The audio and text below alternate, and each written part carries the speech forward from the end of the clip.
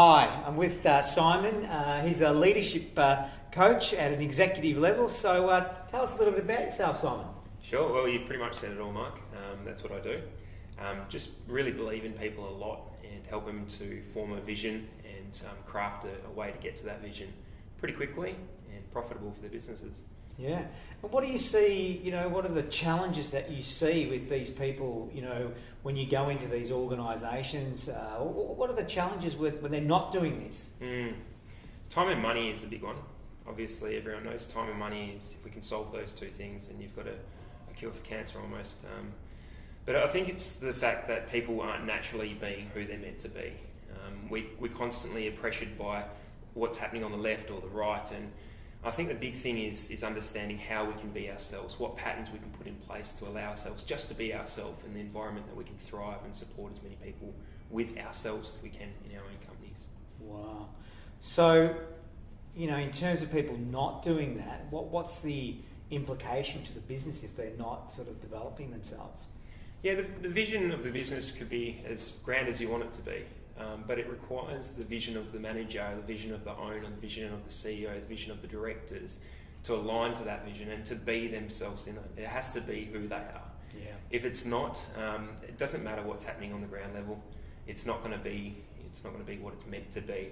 And so the implications obviously is you just have a business out of focus. Right. And out of focus, lack of profit.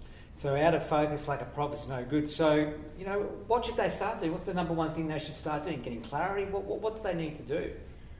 I suppose if you look at it like a boiler, a big metal boiler, and it's building up with pressure. This is us in our everyday life. We slowly build up, and you sometimes just need that little pressure release to let the valve go and just let some steam off. And that pressure release sometimes is just in profit, just finding profit, finding a way to make more money from the opportunity that you've already got before you.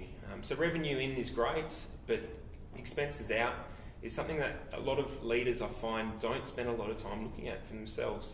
I think it should be a daily habit to look at over your profit and loss statement. I think that it should be a weekly establishment that you get together and have a look at it. And I think that monthly you really need to put a microscope over it and understand what your expenses are. That's just that valve. It allows the pressure out and it allows you to just relax, come down to baseline behaviour and be who you need to be for your organisation. I mean, if you have more profit in your pocket, you're a better father, you're a better manager, you're a better leader because you don't have to worry about what's paying the bills. So. Fantastic. And just in concluding, can you give us just one tip that our viewers can take away? Sure. I think personally what helped me was understanding my own income statement, having my profit, having my loss, and or incomes and expenses, and understanding my assets and liabilities. So put first into your life what you want to do in your business, and as you do that for your family, as you understand the block of chocolate that you purchased here and the KFC that you purchased there, or perhaps the luxury that you had, understand where they actually made an effect on the business.